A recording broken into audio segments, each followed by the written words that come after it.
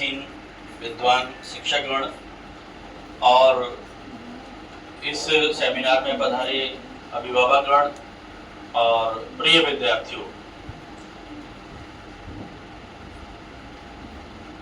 जैसे कि आपको मालूम है कि क्लास 10th और 12th दोनों का ही रिजल्ट आ गया है और एमपी बोर्ड का भी और सीबीएसई बोर्ड का भी।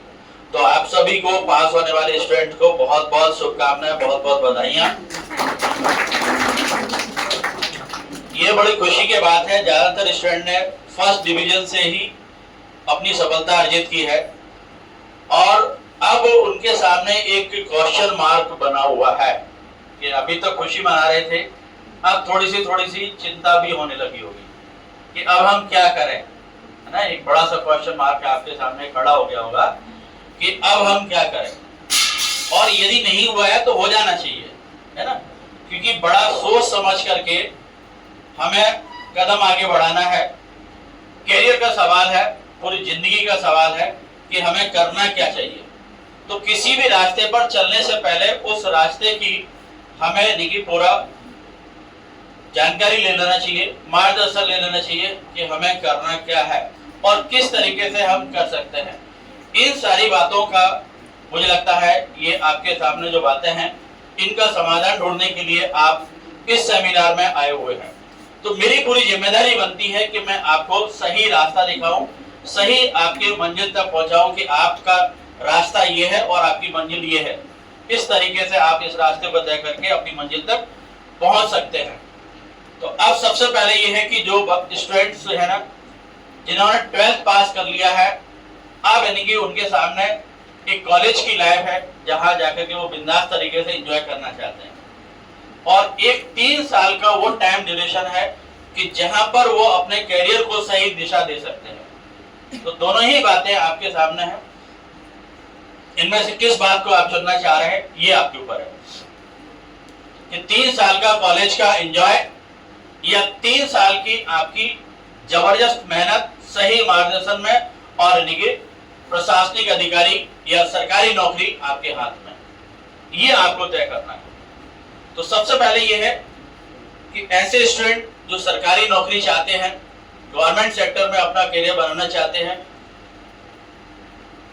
तो वो कौन कौन है जरा हाथ उठा के बताएं मुझे। वेरी गुड, मतलब लगभग पूरा हॉल है जो सरकारी नौकरी चाहता है। लेकिन सरकारी नौकरी क्यों चाहते हैं जरा मुझे कोई बताएगा? आप लोग सरकारी नौकरी क्यों चाहते हैं? ऐसा क्या है सरकारी नौकरी में? क्यों भाई, आप लोग सरकारी नौकरी चाहते हैं लेकिन क्यों चाह रहे हैं? ऐसा क्या है सरकारी नौकरी में? देखिए, सबसे पहले तो है कि एक आपका स्टेबल जॉब। प्राइवेट सेक्टर में ये रहता है कि आज यहाँ पर है, कल कहीं है, परसों कहीं है, मतलब आपको बार बार अपनी कंपनियां बदलना पड़ती हैं, आपको नए जॉब ढूंढना पड़ते हैं। लेकिन गवर्नमेंट सेक्टर में ये है कि आपने एक बार बस एंट्री कर ली, फिर आप ऊपर बढ़ते जाएंगे, आपकी तरक्की होती चली जाएगी, प्रमोशन होते चले जाएंगे। तो पहला तो ये है कि एक स्टेबल जॉब।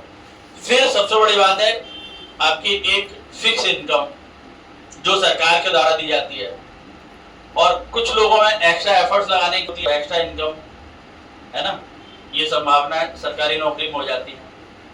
और तीसरी बात है कि आपकी सामाजिक प्रतिष्ठा, यानी कि सरकारी नौकरी की सबसे ज्यादा प्रतिष्ठा। आजकल आप तो यानी कि रील के जमाने के लोग हैं, है ना, रील देखते रहते होंगे, यानी कि एक माँ के 2 बच्चे हैं जिनकी नौकरी लग जाती है, एक प्राइवेट नौकरी लग जाती है, माँ मेरी नौकरी लग गई है, बोले मुझे 1 लाख सैलरी मिलेगी, बोले अच्छा, और मुझे यानी कि रहने के लिए बोले कमरा मिलेगा, मकान मिलेगा और गाड़ी भी मिलेगी।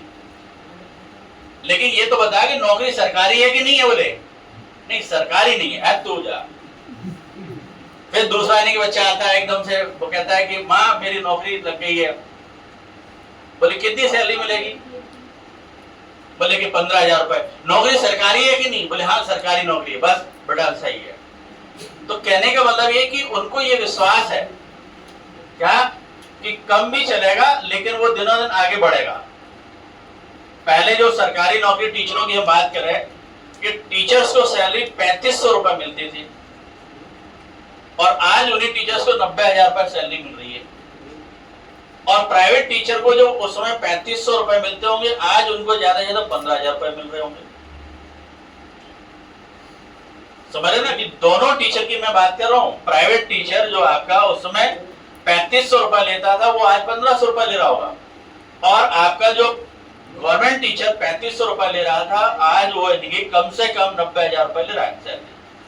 तो ये गवर्नमेंट की फायदा है। और उसमें ये भी नहीं कि साहब स्कूल में आज इस स्कूल में पढ़ा रहे हैं प्राइवेट में, फिर दूसरा स्कूल ढूंढ रहे हैं प्राइवेट। यहाँ गवर्नमेंट में एक बार आप गए तो फिर बस आपकी गवर्नमेंट में आगे बढ़ते जाएंगे, आपकी प्रमोशन होते चले जाएंगे, आप आगे बढ़ेंगे।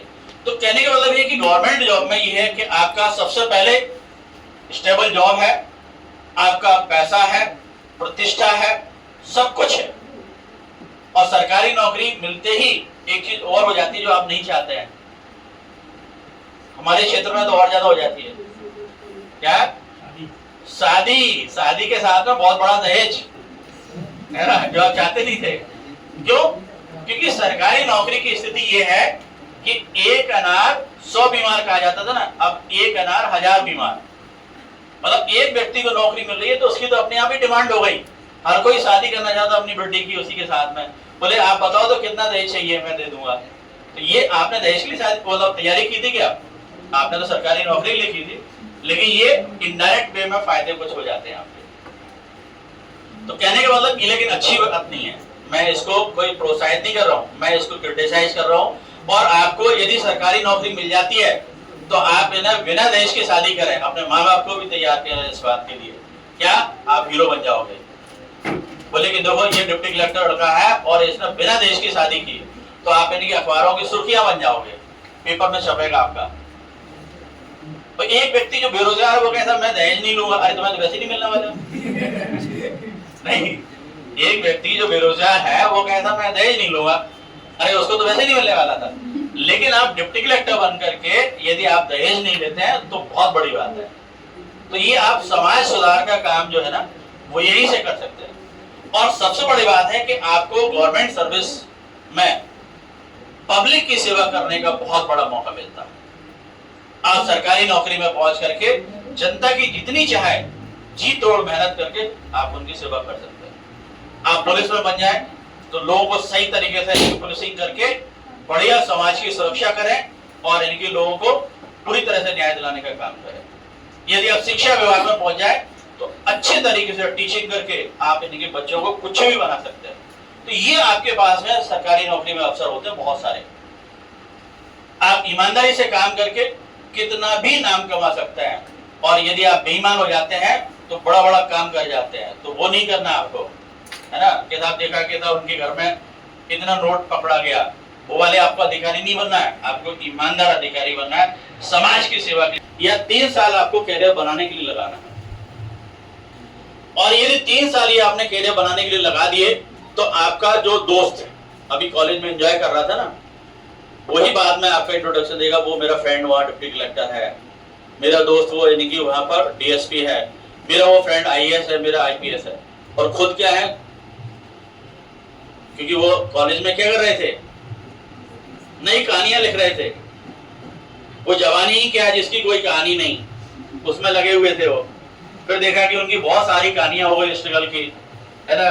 बच्चों की फीस कैसे भरेंगे, बोले हम मकान मालिक का किराया कैसे देंगे, ये स्ट्रगल शुरू हो जाएंगे। और 3 साल यदि आपने मेहनत कर ली तो पोस्ट आपको मिली है, लेकिन वो सारी चीजें आपको साथ में मिल गई। क्या?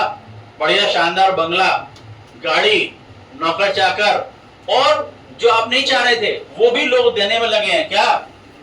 सम्मान। जबरदस्त तरीके से आपको सम्मान मिलेगा। जहां भी आप पहुंचोगे, बंगला, गाड़ी, सब ये रुतबा आपका देख करके लोग क्या सम्मान करेंगे। लेकिन 3 साल का संघर्ष मांगता है इसमें। 3 साल का आपने संघर्ष कर लिया